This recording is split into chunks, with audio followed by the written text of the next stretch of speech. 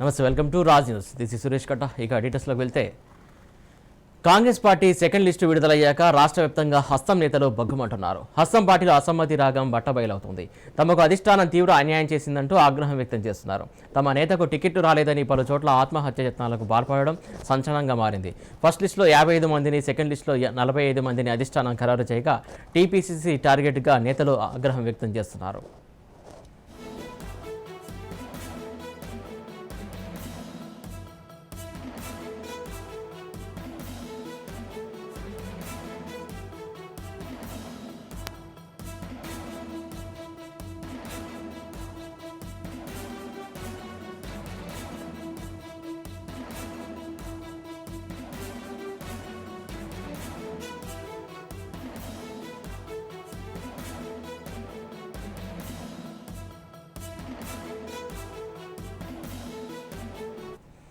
గాంధీభవన్ వద్ద ఉత్తేజత చోటు చేసుకుంది. అసంతృప్తి నేతల అనుచరుల నిరసనలతో గాంధీభవన్ దద్దరిల్లింది.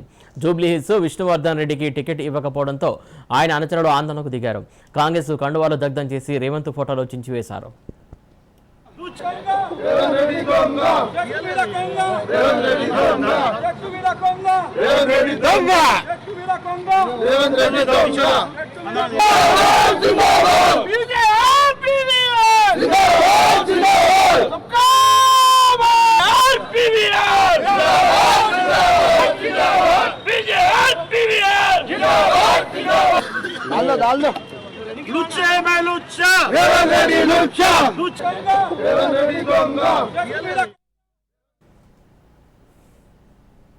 తాను జూబ్లీహిల్స్లో తప్పకుండా పోటీ చేస్తా అని విష్ణువర్ధన్ రెడ్డి స్పష్టం చేశారు. మా నాన్న కాంగ్రెస్ పార్టీ కాబట్టి మేమంతా కాంగ్రెస్ పార్టీలోనే ఉన్నామని, అవసరమైతే రెబల్గానైనా పోటీ చేస్తానని అన్నారు. తాను ఏ పార్టీ వైపు చూడడం లేదని, తనను బద్నాం చేయవద్దని అన్నారు. పార్టీని నమ్ముకుని పనిచేస్తున్నటువంటి తమ లాంటి నాయకులకు టికెట్ ఇవ్వకుండా కేసులు ఉన్న వ్యక్తులకి టికెట్ కేటాయించడం బాధాకరమని అంటున్నారు జూబ్లీహిల్స్ మాజీ MLA P Vishnuvardhan Reddy. Ticket వచ్చినా రాకున్నా వచ్చే ఎన్నికల్లో పోటీ చేస్తానని, వ్యక్తిగత కక్షలతో కొంతమంది పార్టీకి అన్యాయం చేస్తున్నారని ఆయన అన్నారు. కార్యకర్తలతో చర్చించి రానున్న రోజుల్లో కార్యాచరణ ప్రకటిస్తానంటున్న జూబ్లీహిల్స్ మాజీ ఎమ్మెల్యే విష్ణువర్ధన్ రెడ్డి మా ప్రతినిధి Kaundinya face to face. Ticket రాదని నేను కళలు కూడా ఊహించుకోలేదు. కాంగ్రెస్ పార్టీలో హైదరాబాద్ కాంగ్రెస్ పార్టీ అంటే పీజీఆర్ అంటే కాంగ్రెస్ పార్టీ ఒక రిలేషన్ ఉండే కాబట్టి నేను ఎప్పుడు ఎక్స్పెక్ట్ చేయలేదు. నిన్న సెకండ్ లిస్ట్ వచ్చేవరకు నా పేరు రాకపోవడంతో కొంచెం డిసప్పాయింట్ అయినా. ఏదున్నా కూడా నేను నా ఒక కార్యకర్తలతో డిస్కషన్ చేసి ఫర్దర్ స్టెప్. ఇప్పుడు నష్టపోయేది పార్టీ, రేవంత్ రెడ్డి కాదు, విష్ణువర్ధన్ రెడ్డి కాదు. ఇప్పుడు మాకు కూడా మా ఫాదర్ కూడా పొలిటికల్ రైవల్స్ చాలామంది ఉండే, కానీ end of the day party interest కాపాడుకున్నారు. నాకు తెలిసిన మట్టుకి పార్టీ యొక్క ఇంట్రెస్ట్ చూసుకోవాలి తప్ప పర్సనల్ గర్జీ ఎవరి మీద తీసుకోదని నేను చెప్పగలను. ఇప్పుడు ఇంటికి 2 టికెట్లు ఇవ్వడం జరిగింది ప్రతి దగ్గర. కొందరు భార్యాభర్తలకు ఇవ్వడమే, అయ్యా కొడుకులకు ఇవ్వడం జరిగింది. రాజకీయ అనుభవం లేని వాళ్ళకు కూడా ఇంటికి 2 టికెట్లు ఇవ్వడం జరిగింది. మరి అట్లాంటి సిచ్యువేషన్స్ అదేదో ఫేస్ చేసుకొని ఇంటికి ఒకటే టికెట్ అని నా వరకు వర్తించే వరకు, నా వరకు వచ్చేవరకు అదో బేస్ చేసుకొని పక్కన ఈ రోజు కూడా నేను అనుకోవడము అజారుద్దీన్ మీద హెచ్సిఏ కేసులు ఉన్నాయి, వేరే కేసులు ఉన్నాయి, అబ్స్కాండ్ ఉన్నాడు వ్యక్తి. కాబట్టి రేపు మా కాన్స్టిట్యున్సీలో హిందువులు ఉన్నారు, ముస్లిమ్స్ ఉన్నారు, అందరు ఉన్నారు. అందరిని ఒక సెక్యులర్ వేలో మేము తీసుకెళ్ళినాం. కాంగ్రెస్ పార్టీ మేము ఒకటే కమ్యూనిటీ ఓట్లు కావాలనుకోవడము ఆయనంత ఆలోచన తప్పు ఉంది. అన్ని కమ్యూనిటీలు కావాలి కాబట్టి అన్ని కమ్యూనిటీలు తీసుకుపోయేది మేము ఉండే కాబట్టి మాకు ఛాన్స్ ఇవ్వాలని మేము అడిగినాం, కాలేదు. ఏదున్నారో నా కార్యకర్తలతో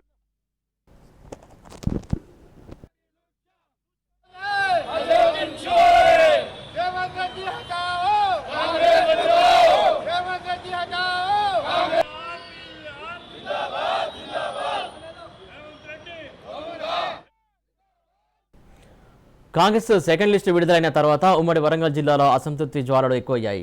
ఉమ్మడి వరంగల్లో 11 స్థానాలకు గాను టికెట్లు కన్ఫర్మ్ అయ్యాయి. దీంతో కాంగ్రెస్ పార్టీలో కొన్ని నియోజకవర్గాల్లో వ్యతిరేకత వస్తోంది. కొన్ని స్థానాల్లో పార్టీ హైకమాండ్ పెండింగ్లో పెట్టింది.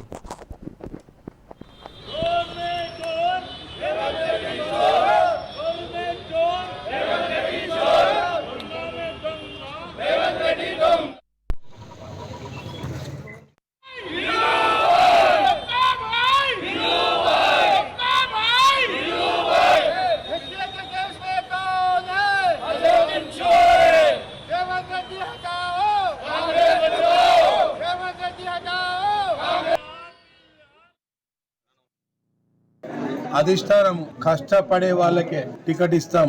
ఎవరైతే గ్రౌండ్ లెవెల్లో ఉంటారో, ఎవరైతే పార్టీకి సేవ చేస్తారో వాళ్ళకే టికెట్ ఇస్తాం.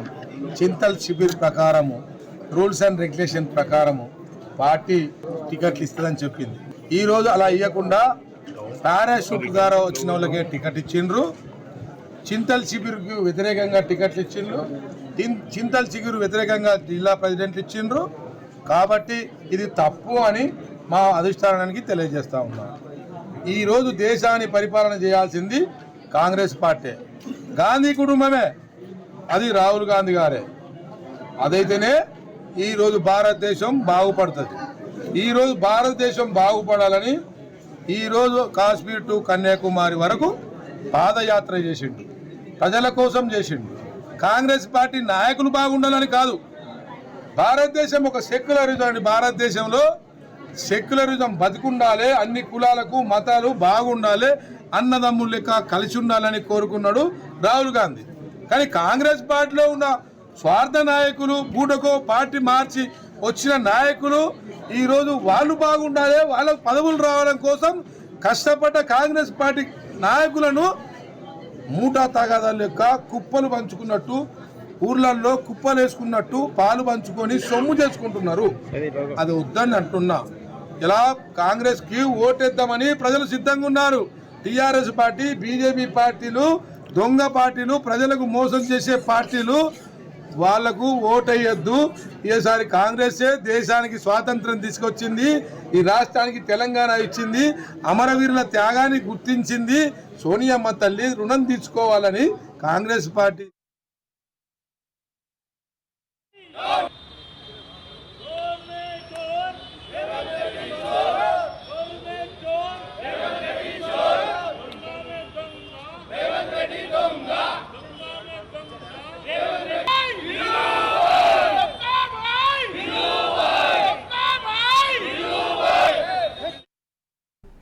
నల్గొండ జిల్లా మునుగోడు నియోజకవర్గ కాంగ్రెస్ నేతల మధ్య ఆధిపత్య పోరు కొనసాగుతోంది. కోమటిరెడ్డి రాజగోపాల్ రెడ్డికి టికెట్ కేటాయించడంతో చలమల కృష్ణారెడ్డి మనస్తాపం చెందారు. మునుగోడు నియోజకవర్గంలో రాజగోపాల్ రెడ్డి దిష్టిబొమ్మలు దహనం చేశారు. కార్యకర్తలతో చర్చించి భవిష్యత్తు కార్యాచరణ ప్రకటించే ఛాన్స్ ఉంది. ఇండిపెండెంట్ అభ్యర్థిగా ఆయన పోటీ చేస్తానని చలమల కృష్ణారెడ్డి స్పష్టం చేశారు. మేము మా కాంగ్రెస్ పార్టీ లైన్లోనే ఉన్నాము. కానీ టికెట్ వచ్చినా రాకపోయినా మునుగోడు బరిలో ఖచ్చితంగా చలమల కృష్ణారెడ్డి పోటీ చేస్తారని చెప్తున్నా. మీరు ఎవ్వరు కూడా ఆందోళన చెందొద్దు. మనం పార్టీ జెండా కింద పడిపోతుంటే పడిపోయిన జెండాను 15 నెలలకెళ్ళి మోసి ఇవాళ పార్టీ క్యాడర్ నిలబెట్టి, పార్టీ నిలబెట్టి మంచికి చెడుకు అందుబాటులో ఉన్నటువంటి వాళ్ళని మోసం చేస్తారని మనం అనుకోలేదు. కానీ ఇవాళ మనం మోసం చేసినటువంటి వాళ్ళు అంతకు అనుభవిస్తారు. ఖచ్చితంగా ఎవరెవరు మోసం చేసింది, మన జిల్లా నాయకులు ఎవరు చేసింది మొత్తం మనకు తెలుసు. ఇవాళ ప్రజలే నిర్ణయిస్తారు. రేపు ఒకటే చెప్తున్నా, మునుగోడు నల్లగొండ జిల్లా ప్రజలకు కూడా విన్నవించుకుంటున్నా, దయచేసి ఇట్లాంటి దుర్మార్గులకు సరి అయినటువంటి గుణపాఠం చెప్పాలి. కొత్త వాళ్ళు వచ్చినట్టయితే వాళ్ళకి పప్పులు ఉడికాయని చెప్పి, వాళ్ళు కావాలని చెప్పి నల్లగొండ జిల్లాను ఏలాలని చూస్తున్నారు. దయచేసి మేధావులు, విద్యావంతులు, ఓటర్స్ అందరూ కూడా ఆలోచించాలని చెప్తున్నా. నేను మాత్రం ఖచ్చితంగా మునుగోడు బరిలో ఉంటా. నా కార్యకర్తల్ని నేను ఖచ్చితంగా కాపాడుకుంటానని చెప్పి ఈ కంపల్సరీ విన్నవించుకుంటున్నా. ఎవరు కూడా ఆందోళన చెందకండి దయచేసి.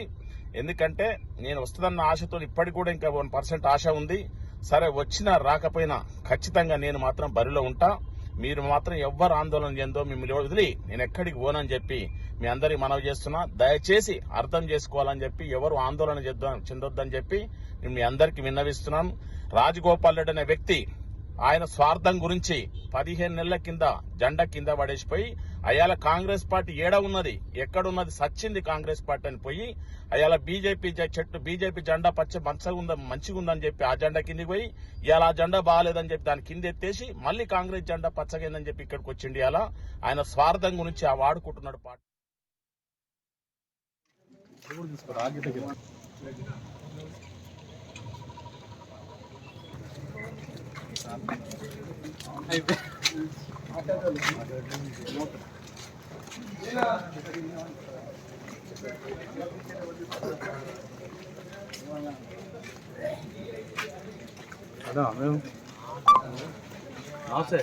నమస్తే సార్.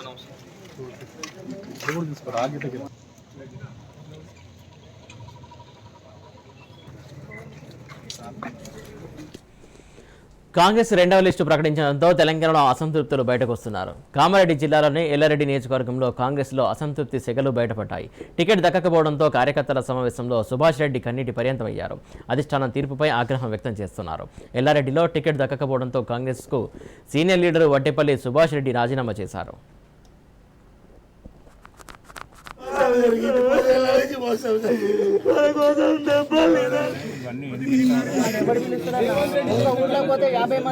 ఒక్కలాడు నా చుట్టాలు చచ్చిపోతే కూడా దక్కపోలే.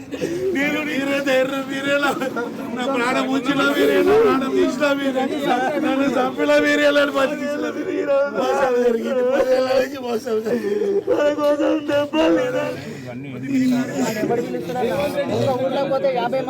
ఒక్కలాడు నా చుట్టాలు చచ్చిపోతే కూడా దక్కపోలే. నేను మీరే ధైర్యం, మీరేలా నా ప్రాణం ఉంచిన మీరే, నా ప్రాణం తీసిన మీరే, నన్ను చంపిన మీరేలని బతి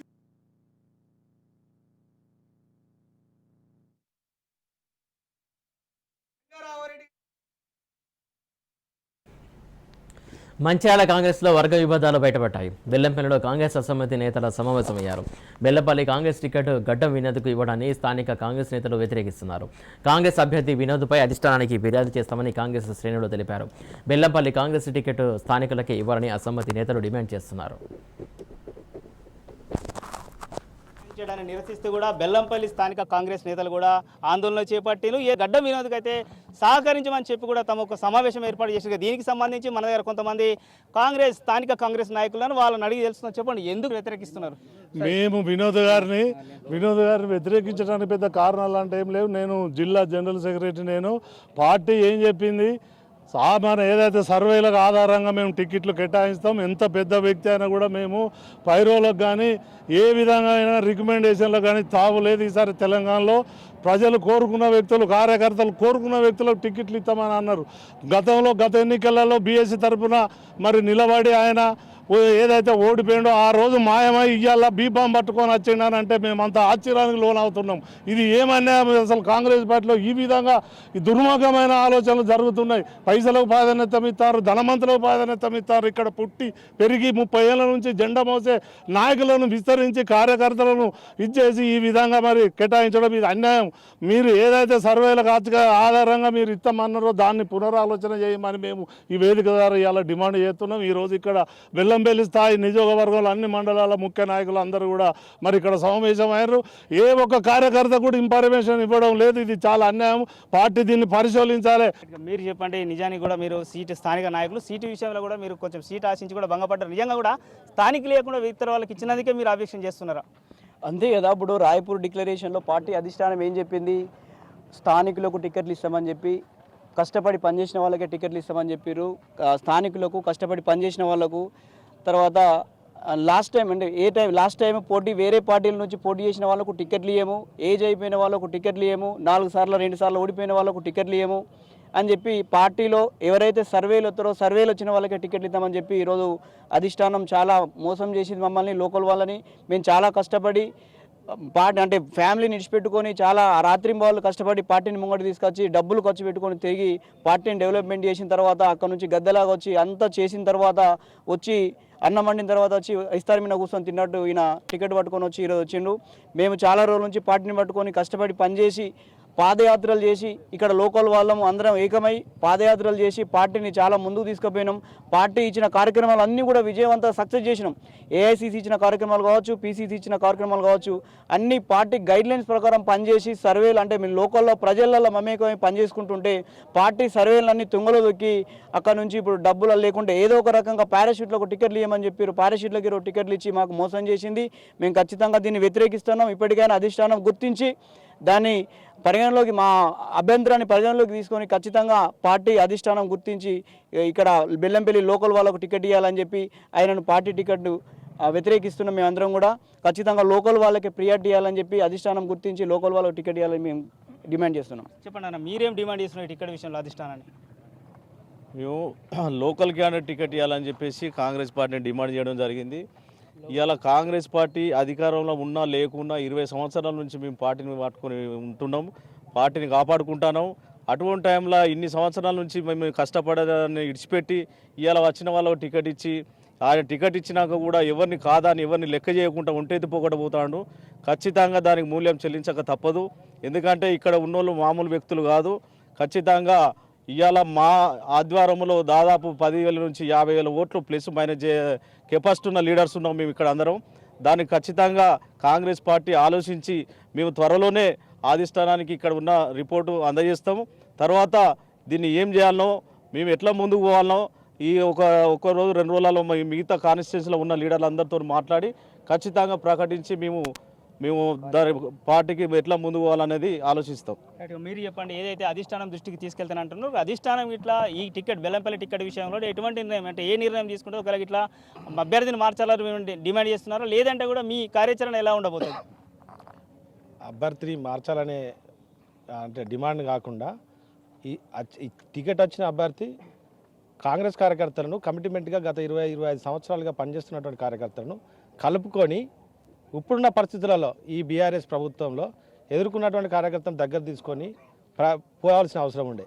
కానీ ఆయన ఒంటెత్తు పోగొడలతోటి ఈరోజు బీఆర్ఎస్ కార్యకర్తలను బీఆర్ఎస్ నాయకులను ఇప్పుడున్న ప్రజెంట్ సర్పంచులు ఎంపీటీసీలు వాళ్ళ గ్రామాలలో చాలా అరాచకాలు అవినీతి భూ కబ్జాలు చేసినటువంటి వ్యక్తులను ఇప్పుడు పార్టీలు చేర్చుకొని కార్యకర్తలను విస్మరించే విధంగా వ్యవహరిస్తూ ఉన్నాడు. గతంలో ఈయన 2018లో పోటీ చేసినప్పుడు అప్పుడు ఈయన ఏనుగు గుర్తుపై వచ్చాడు. ఏనుగు గుర్తుపై వచ్చినప్పుడు విచ్చలవిడిగా డబ్బులు ఇదే టీఆర్ఎస్ కార్యకర్తలకు డబ్బులు ఇచ్చిండు. ఆ డబ్బులను తీసుకొని ఆ కార్యకర్తలు ఏం చేసిందంటే ఏనుగు గుర్తు కాకుండా కారు గుర్తుకు వేయించారు. ఈయన డబ్బులతోటి ఈరోజు కూడా అదే జరుగుతుంది. వీళ్ళు టీఆర్ఎస్ బీఆర్ఎస్ కార్యకర్తలు నాయకులు తనని మళ్ళా ఓడగొట్టడానికి ఆ కంకణం కట్టుకొని తన డబ్బులు తీసుకొని మళ్ళీ కారు గుర్తుకు ఓటేపించే ప్రమాదం పొంచి ఉన్నది. గత ఒక 30-40 సంవత్సరాల నుంచి కాంగ్రెస్ పార్టీలో పనిచేస్తున్న కార్యకర్తగా బాధపడుతూ చెప్తున్న విషయాలు ఏంటంటే వినోద్ గారికి సూటి ప్రశ్న, వినోద్ గారు చేసిన అభివృద్ధి ఎక్కడ? వినోద్ గారు ఎక్కడి నుండి ఎమ్మెల్యేగా పోటీ చేసిండు? ఇక్కడికి రావాల్సిన అవసరం ఏముంది? ఇక్కడికి వచ్చి కాంగ్రెస్ పార్టీ జెండా మోస్తున్న కార్యకర్తలను కాదని లోకల్లో కాకుండా టిక్కెట్ తెచ్చుకొని ఏం చేద్దామని ఆలోచన. నువ్వు బాగా అభివృద్ధి చేసిన అయితే చెన్నూరులో చేయాలి, చెన్నూరులో ఉండాలి, టిక్కెట్ తెచ్చుకోవాలా. బెల్లంపల్లికి ఎందుకు వచ్చినావు అని నేను అడుగుతున్న సూటిగా నిన్ను.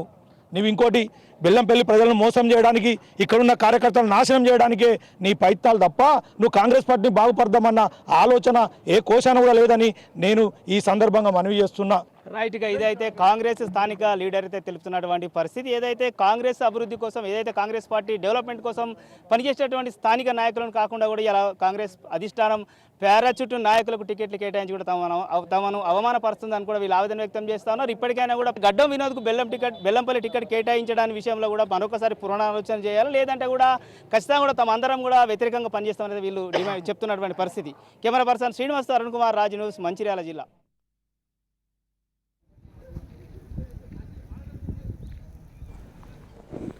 నిర్మల్ జిల్లా బాయింసాలో కాంగ్రెస్ పార్టీ బ్యానర్ ఫ్లెక్సీలు దగ్ధం చేశారు. కాంగ్రెస్ పార్టీ అధిష్టానం తమ నాయకునికి టికెట్ ఇవ్వలేదని కార్యకర్తలు ఆగ్రహం వ్యక్తం చేశారు. నియోజకవర్గంలో గత సంవత్సరం నుండి కాంగ్రెస్ పార్టీ బలోపేతంకు కృషి చేసినటువంటి విజయ్ కుమార్కు టికెట్ ఇవ్వకపోవడంతో మండిపడ్డారు. మొదటి లిస్టులో నాకు ఎందుకు టికెట్ ఇవ్వలేదు? నన్ను అమెరికా నుంచి ఎందుకు రప్పించినాం? నా టైం అంతా ఎందుకు పాడు చేసినాం?